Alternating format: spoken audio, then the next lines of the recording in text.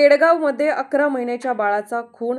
दौंड तालुक्यातील केडगाव आंबेगाव पुनर्वसन येथे एका 11 महिन्याच्या बालकाचा त्रिशूल डोक्यात मारून खून झाल्याची भयानक घटना घडली आहे। मिळालेल्या माहितीनुसार नितीन मेंगावडे आणि त्यांची पत्नी पल्लवी मेंगावडे यांच्यामध्ये जोरदार भांडण सुरू होते।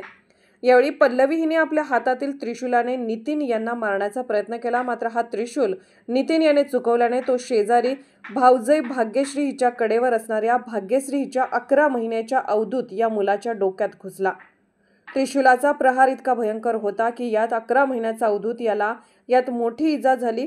यानंतर त्याला त्वरित रुग्णालयात हलवण्यात आले। यावेळी डॉक्टरांनी त्याला तपासून मृत घोषित केले। या घटनेची माहिती मिळताच यवतचे पोलीस निरीक्षक नारायण देशमुख हे घटनास्थळी दाखल झाले आणि त्यांनी आरोपी पल्लवी, तिचा नवरा नितीन यांना ताब्यात घेत पुढील तपास सुरू केला आहे। कोणतीही चूक नसताना या 11 महिन्याच्या बालकाला आपला जीव गमवावा लागल्याने परिसरात हळहळ व्यक्त होत आहे। AJ 24 तास न्यूज महाराष्ट्रासाठी दौंड प्रतिनिधी समीर सय्यद। यवत पोलीस स्टेशनच्या हद्दीमध्ये केडगाव या ठिकाणी एक आंबेगाव पुनर्वसन नावाची एक वसाहत आहे। त्या ठिकाणी काल एक दुर्दैवी घटना घडलेली आहे। यामध्ये एक लहान मुलगा ज्याचं नाव अवधूत सचिन मेंगावडे हा त्या घटनेमध्ये मृत्युमुखी पडलेला आहे।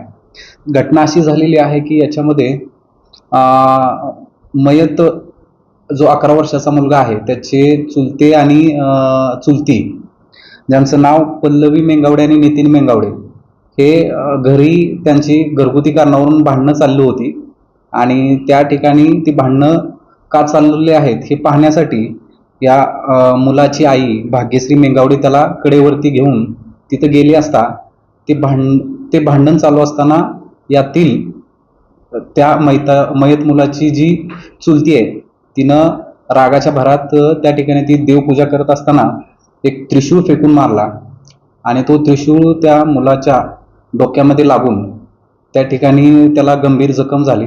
त्यानंतर त्याला औषधोपचारासाठी केडगाव तसेच लोणी काळभोर या ठिकाणी हलवण्यात आलं होतं, परंतु दुर्दैवाने तो वाचला नाही। आणि सदर प्रकरणामध्ये आरोपी पल्लवी मेंगावडे आणि नितीन मेंगावडे या दोघांनाही आम्ही ताब्यात घेतलेला आहे आणि पुढील कारवाई तपासाची पुढील कारवाई करून घेत आहोत। सर, याच्यामध्ये अंधश्रद्धा वगैरे त्याचं काय समोर येते का, त्याचं काय आहे? नाही, अंधश्रद्धा आणि असा कुठलाही विषय नाही। हा स्पॉन्टेनियस ऍक्ट झालेला आहे।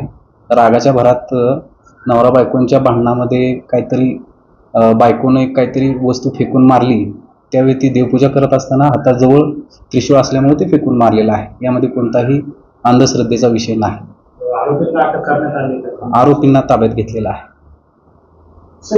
भांडण कशावरून झाली होती? भांडण त्यांचं घरगुती विषय असतात। नवरा बायकोचं भांडण, कधी एकमेकावरती शक घेणं किंवा इतर काही कारण असतात, त्याच्यातून ते भांडणं झाली होती असं समजते। महाराष्ट्रातील महत्त्वाच्या बातम्या पाहण्यासाठी आजच आमच्या AJ 24 तास न्यूज महाराष्ट्र या चॅनलला YouTube वर सबस्क्राईब करा आणि बेल आयकॉन प्रेस करा।